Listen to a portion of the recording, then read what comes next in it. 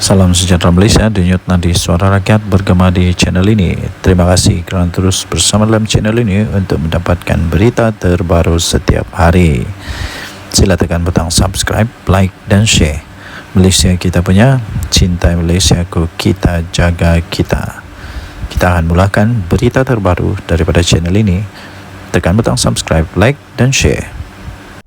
Salam sejahtera Malaysia, denyut nadi suara rakyat bergema di channel ini. Tuan-tuan dan puan-puan yang dihormati sekalian, ada satu tajuk artikel berita yang cukup mengejutkan saya.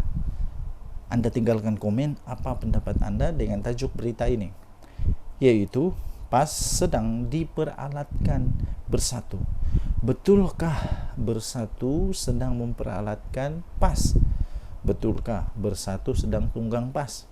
Tapi kalau betul, takkanlah PAS tak sedar. Takkanlah PAS terus membiarkan dia diperalatkan oleh bersatu untuk kepentingan politik bersatu. Takkanlah orang-orang bijak macam Hadi Awang, macam Tuan Guru Tuan Ibrahim Tuan Man, ya kan, sampai bagi sijil ISO, mesti orang yang hebat, pandai, bijak. Takkanlah mereka tak sedar mereka sedang diperalatkan. Kalau betul PAS sedang diperalatkan oleh bersatu. Nah, ini daripada Harapan Daily. Walaupun Muhyiddin pernah berkata maksud PAS itu adalah parti ajaran sesat. Dulu Muhyiddin pernah cakap rupanya. Mahathir mengkritik PAS. Punca berlaku peristiwa Mamali. Wan Ahmad Faisal pula pernah berkata penyokong PAS bodoh. PAS tetap menerima mereka. Ini satu ketika dulu. Mungkin sudah dilupakan, tapi orang-orang di Malaysia tidak akan lupa itu. Sebab kenapa? Dirakam, ditulis di newspaper, di YouTube mungkin pun ada. Ketika Muhyiddin Yassin kata apa? Ketika dia kata PAS itu parti ajaran sesat. Ketika waktu Mahathir mengkritik PAS, kononnya punca peristiwa Mamali. Kemudian Wan Ahmad Faisal pula pernah kata penyokong PAS ni bodoh. Jadi sekarang siapa yang bodoh? Ini lucu.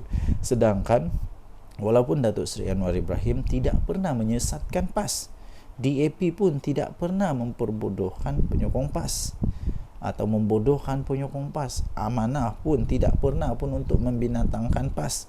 Ketiga parti ini tetap dianggap musuh. Entah tiba-tiba Mahathir jadi kawan, Ahmad Faisal yang kata penyokong PAS bodoh tu pun jadi kawan, Muhyiddin yang kata PAS itu maksudnya parti ajaran sesat pun jadi kawan. Sebenarnya Muhyiddin sangat licik dalam permainan politik. Muhyiddin menggunakan Tun Mahathir untuk menjatuhkan Tun Abdullah Badawi, sehingga Pak Lah menzahirkan duka cita sikap Muhyiddin itu di pentas terbuka. Kemudian Muhyiddin cuba menjatuhkan Najib, kononnya kes 1MDB. Sebelum dijatuhkan, Najib telah pun bertindak lebih awal menjatuhkan Muhyiddin daripada kerusi timbalan Perdana Menteri. Tidak berputus asa, Muhyiddin sanggup menyembah Anwar di penjara. Ihsan Anwar merestukan bersatu untuk bersama dengan Pakatan Harapan. Selepas PH berjaya memenangi PRU14, Muhyiddin mengkhianati Mahathir dan Anwar. Akhirnya dia menjadi Perdana Menteri. Sebenarnya bersatu tidak pun mampu untuk memenangi satu pun kerusi tanpa PAS. Jika tidak percaya, cubalah PAS ambil sikap lepas tangan untuk PR kanan kiri. Bersatu akan kena TKO, confirm plus guarantee. Ketika Muhyiddin menjadi Perdana Menteri, dia tidak lantik timbalan Perdana Menteri dari PAS. Malah Muhyiddin tidak pun mempercayai ulama PAS untuk memegang portfolio Menteri Agama. Mungkin Muhyiddin masih yakin kenyataannya bahawa PAS ini bermakna parti ajaran sesat. Tapi bila dah jadi kerajaan, bersatu pula yang banyak bolot jawatan penting dalam kabinet. Manakala PAS hanya diberi jawatan berportfolio rendah dan jawatan pengerusi GLC saja. Bahkan semasa Muhyiddin Yassin jadi Perdana Menteri pun, dia lantik Ismail Sabri dari UMNO sebagai TPM. Sedangkan UMNO bukannya sebahagian daripada Perikatan Nasional. Mengapa tidak dilantik calon daripada PAS? Dan berbagai skandal mahkamah memimpin. pemimpin-pemimpin daripada Bersatu, dari presiden hingga naib presiden mereka yang melibatkan anak dan menantu, dilihat PAS menjadi tukang cuci dosa-dosa tersebut. Saya tertarik dengan ulasan veteran daripada UMNO, Mustafa Yaakob, yang Bersatu, yang menyifatkan Bersatu ini tidak mampu bertanding atas kekuatan sendiri, tetapi terpaksa menumpang kekuatan sekutunya, yaitu PAS. Bersatu terpaksa pula menggunakan logo PAS untuk bertanding di PRK Dun Nenggiri yang akan diadakan 17 Ogos ini. Bersatu tak berani menggunakan logo sendiri atau logo Perikatan Nasional di Nenggiri, sebab mereka tahu pengundi PAS tidak akan mengundi calon Bersatu. PAS dan PN hanyalah kuda tunggangan Bersatu, di mana mereka digunakan untuk menggerakkan centra bagi pihak Bersatu. Maklumlah, Bersatu bukannya ada kekuatan centra pun. Nampak tak betapa hinanya kedudukan PAS dalam PN? Eloklah PAS tunggang agama, Bersatu pun tunggang PAS, kata tulisan ini. Okey, jadi anda boleh baca ini di di harapandaily.com 23 Julai 2024, ditulis oleh Norman Radzwan. Tajuk dia, PAS sedang diperalatkan Bersatu. Apa pendapat anda dengan tulisan ini? Apa pendapat anda dengan tulisan ini? Anda boleh tinggalkan komen. Denyut Nadir, Suara Rakyat, bergema di channel ini. Bye-bye. Salam sejahtera Malaysia. Denyut Nadir, Suara Rakyat, bergema di channel ini. Sejak sekian lama orang bertanya-tanya, betulkah UMNO akan keluar dari kerajaan ni? Betulkah kerajaan ini akan tumbang kalau UMNO keluar? Soalan itu pertama. Betulkah UMNO mau keluar dari kerajaan? Betulkah Zahid Hamidi akan bawa semua MP dia, semua menteri dia letak jawatan dan jadi pembangkang? Betulkah? Yang kedua ialah betulkah bahawa mereka akan letak jawatan semua menteri-menteri UMNO? Ingat, UMNO tidak kuat macam dulu ya. UMNO bukan macam dulu lagi. Pernah dulu, kalau anda masih ingat, saya pun masih ingat, waktu itu saya sudah cukup dewasa. Sekarang ni dah 40 lebih umur, jadi sudah cukup dewasa lah. Cukup dewasa. Waktu itu ada istilah begini. Waktu ketika UMNO masih kuat, ada istilah kata begini, apapun yang UMNO letak batu kah, letak kayu kah, letak apa sajalah diletak di mana-mana. Waktu masih kuat dulu tu, batu pun boleh menang, kayu pun boleh menang, tunggul kayu pun boleh menang. Kura-kura kalau letak jadi calon pun boleh menang dalam pilihan raya waktu itu. Tapi sekarang tidak lagi. Sehingga baru-baru ini ada juga artikel kata begini, kalau UMNO tidak bekerjasama dengan mana-mana parti, tidak bekerjasama ataupun dia bertanding secara solo untuk pilihan raya umum ke-15 nanti, menurut artikel itu kata, tidak ada harapan untuk UMNO untuk menang besar lagi. Silap-silap Zahid Hamidi boleh kalah, silap-silap Tok Matasan boleh kalah, silap-silap siapa lagi, yang besar-besar lah boleh kalah, silap-silap tumbang dan boleh pupus UMNO ni. Sebab sekarang UMNO bukan macam dulu lagi. Ya, jadi kerana itu ya tuan-tuan dan puan-puan, kalaulah UMNO keluar daripada kerajaan ini, pada pendapat saya, pertama, kerajaan tak perlu risaulah. Tidak perlu risau pun. Kalau dia keluar pun, kerajaan tetap ada majoriti muda. Kerajaan Madani ini, Datuk Seri Anwar Ibrahim, tetap ada majoriti muda dan belum tumbang. Tapi dia dapat disahkan tidak ada lagi majoriti 2/3. Risikonya kepada Datuk Seri Anwar Ibrahim hanya satu, iaitu ketika pembentangan rang undang-undang pembekalan. Kalau tidak ada sokongan, dia mungkin terpaksa letak jawatan. Tapi untuk kata otomatik kerajaan Madani tumbang itu tidak mungkin berlaku. Ya. Jadi menteri-menteri UMNO saya fikir tidak akan begitu mudah untuk meletak jawatan. Bukan mudah, lagipun ramai orang lagi berbaris menunggu. Kalau semua menteri UMNO keluar, bagus jugalah. ada peluang untuk DAP, ada peluang untuk amanah, untuk isi tempat mereka. Ini pun sebenarnya boleh dikatakanlah, boleh dikatakan hasil daripada persefahaman yang baik dalam kerajaan perpaduan. Walaupun UMNO taklah besar mana kemenangan dia, tidak macam dulu, maksud saya tidak macam dulu kemenangan itu, tapi mereka tetap dihargai oleh kerajaan yang ada sekarang, sampai mereka tetap diberikan banyak jawatan dalam kerajaan. Timbalan Perdana Menteri dari mana?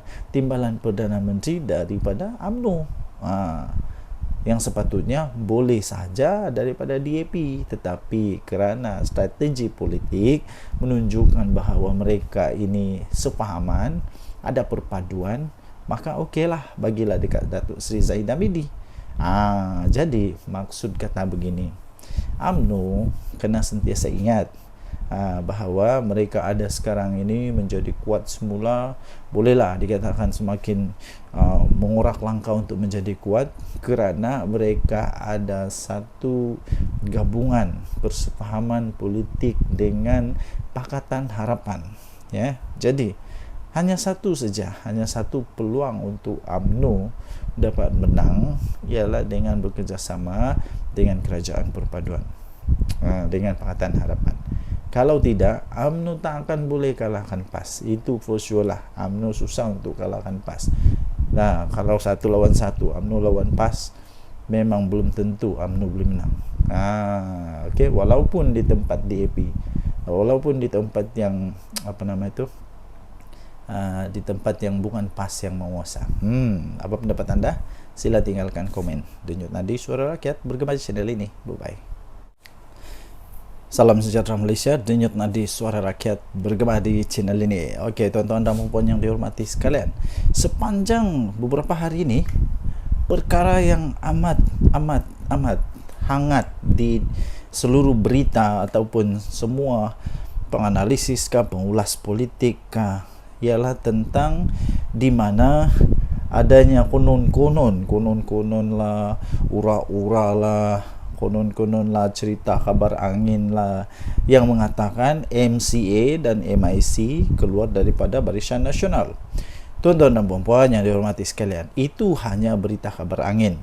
Walaupun begitu, malam ini, hari ini, pagi ini, hari ini, petang ini, apa-apa sajalah masa yang anda tonton video ini, saya ingin nyatakan bahawa tidak ada keuntungan pun kalaulah MCA dan MIC keluar daripada Barisan Nasional. Apa keuntungan bagi mereka? Mungkin anda boleh berikan komen. Apa pendapat anda? Sekiranya MCA keluar daripada Barisan Nasional, adakah yang sanggup untuk menerima mereka sebagai satu gabungan politik, rakan politik di dalam gabungan? Sanggupkah Perikatan Nasional ambil MCA? Sanggupkah Perikatan Nasional untuk ambil MIC? Dan apa kelebihan MCA dan MIC kalau keluar daripada kerajaan? Tidak ada sebenarnya. Jadi tidak ada apa-apa gunanya untuk Barisan Nasional, kerugiankah, keuntungankah kalau MCA dan MIC keluar daripada Barisan Nasional?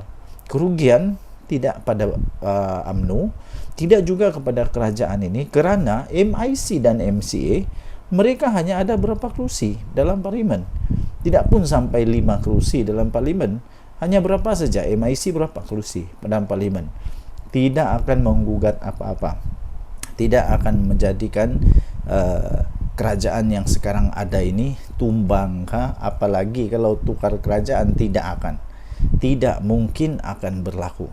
Walaupun sebenarnya secara faktanya pun, andai kata Barisan Nasional semua keluar daripada kerajaan pun, kerajaan Madani ini tidak akan tumbang pun, tetap akan kekal menjadi kerajaan sekurang-kurangnya sampai pada PRU 16 nanti.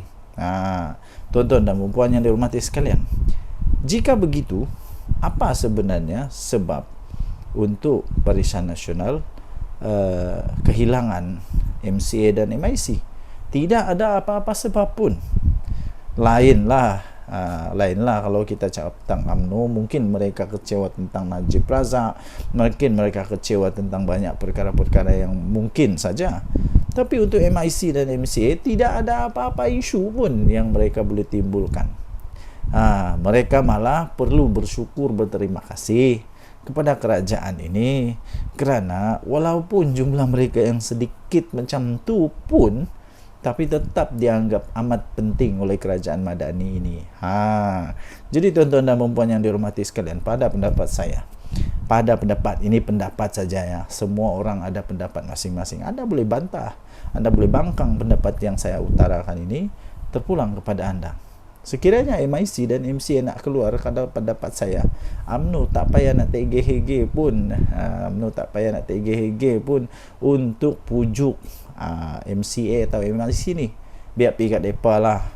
Mereka nak pergi bergabung dengan PAS kah, nak bergabung dengan Bersatu kah, terpulanglah. Mau buat pergabungan baru. Kalau sekarang ini ada Perikatan Nasional, mungkin selepas ini ada Perikatan Paling Nasional. Tak kisahlah. Yang penting pada pendapat saya, kalau mereka nak keluar, biar pergi kat mereka. Mungkin mereka suka untuk jadi pembangkang, dipersilakan. Tapi setakat ini semua itu hanya kabar angin. Dan kalau mereka keluar pun tiada apa-apa pun kerosakan kepada kerajaan ini. Jadi apa pendapat anda? Sila tinggalkan komen anda. Sekiranya MCA dan MIC mau keluar, apa pendapat anda? Betulkah mereka mau keluar? Mungkin anda ada sumber yang lain yang mengatakan mereka mau keluar. Tapi pada pendapat saya, tidak akanlah mereka keluar untuk setakat ini, kerana tidak ada apa-apa keuntungan pun. Dan saya fikir UMNO tidak akan tergugat pun. UMNO tidak pun rasa kecil hati kalau mereka keluar. Tinggalkan komen, tekan butang subscribe, denyut nadi Suara Rakyat bergema di channel ini. Bye-bye. Salam sejahtera Malaysia, denyut nadi Suara Rakyat bergema di channel ini. Okey, tuan-tuan dan puan yang dihormati sekalian, sepanjang beberapa hari ini, perkara yang amat hangat di seluruh berita ataupun semua penganalisis pengulas politik ialah tentang di mana adanya konon-konon lah, ura-ura lah, konon-konon lah, cerita kabar angin lah yang mengatakan MCA dan MIC keluar daripada Barisan Nasional. Tuan-tuan dan puan yang dihormati sekalian, itu hanya berita kabar angin. Walaupun begitu, malam ini, hari ini, pagi ini, hari ini, petang ini, apa-apa sajalah masa yang anda tonton video ini, saya ingin nyatakan bahawa tidak ada keuntungan pun kalaulah MCA dan MIC keluar daripada Barisan Nasional.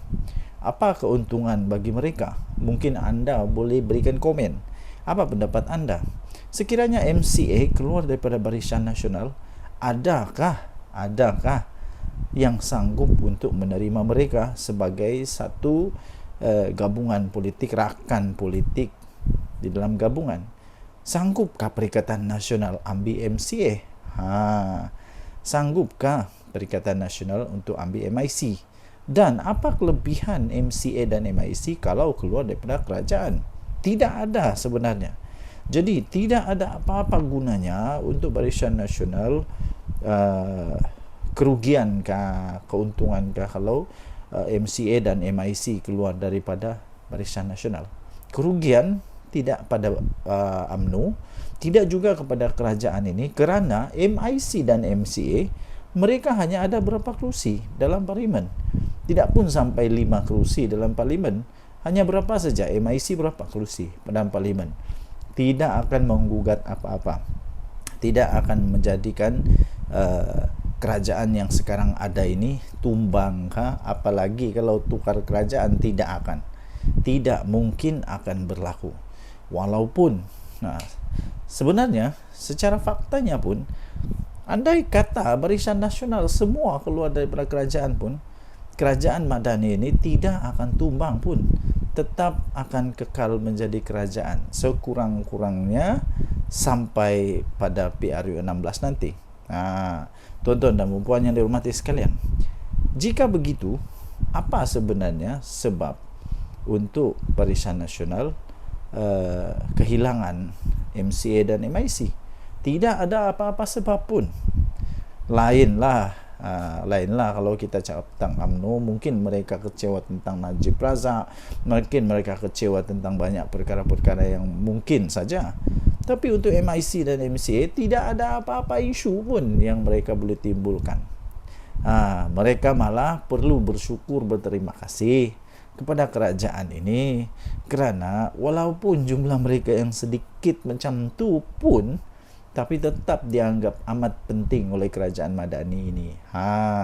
Jadi tuan-tuan dan puan yang dihormati sekalian, pada pendapat saya, ini pendapat saja ya. Semua orang ada pendapat masing-masing. Anda boleh bantah, Anda boleh bangkang pendapat yang saya utarakan ini, terpulang kepada Anda. Sekiranya MIC dan MCA nak keluar, kalau pendapat saya, UMNO tak payah nak tergeh-geh pun, untuk pujuk MCA atau MIC ni. Biar pergi kat mereka lah. Mereka nak pergi bergabung dengan PAS kah, nak bergabung dengan Bersatu kah, terpulanglah. Mau buat pergabungan baru. Kalau sekarang ini ada Perikatan Nasional, mungkin selepas ini ada Perikatan Paling Nasional. Tak kisahlah. Yang penting pada pendapat saya, kalau mereka nak keluar, biar pergi kat mereka. Mungkin mereka suka untuk jadi pembangkang, dipersilakan. Tapi setakat ini semua itu hanya kabar angin. Dan kalau mereka keluar pun tiada apa-apa pun kerosakan kepada kerajaan ini. Jadi apa pendapat anda? Sila tinggalkan komen anda. Sekiranya MCA dan MIC mau keluar, apa pendapat anda? Betulkah mereka mau keluar? Mungkin anda ada sumber yang lain yang mengatakan mereka mau keluar. Tapi pada pendapat saya, tidak akanlah mereka keluar untuk setakat ini, kerana tidak ada apa-apa keuntungan pun. Dan saya fikir UMNO tidak akan tergugat pun. UMNO tidak pun rasa kecil hati kalau mereka keluar. Tinggalkan komen, tekan butang subscribe, denyut nadi Suara Rakyat bergema di channel ini. Bye-bye.